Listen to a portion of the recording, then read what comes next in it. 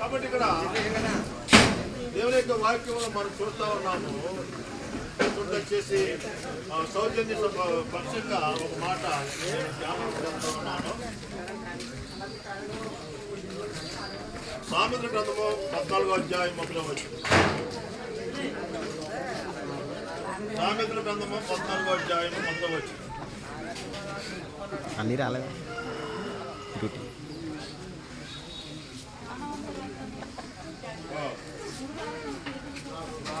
ఇక్కడ దేవుని యొక్క వాక్యంలో మనం గమనించినట్లయితే సౌజన్యానికి సంబంధించినటువంటి వాక్య భాగాన్ని జ్ఞాపకం చేస్తా ఉన్నాను. అయిన తర్వాత విజయరత్నం గురించి కూడా ఒక వాక్యాన్ని నేను పంచుకుంటాను. కాబట్టి ఇక్కడ వాక్యంలో మనం గమనించినప్పుడు జ్ఞానవంతురాలు తన ఇల్లు కట్టుకుంది. మరి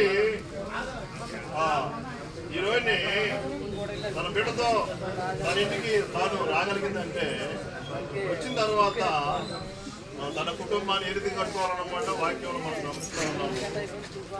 జ్ఞానంతో తన గృహాన్ని కట్టుకోవాలి. అలాగే జ్ఞానం అంటే ఏంటన్నమాట? యెహోవా యందు భయభక్తి కలిగి ఉండుట జ్ఞానమునకు.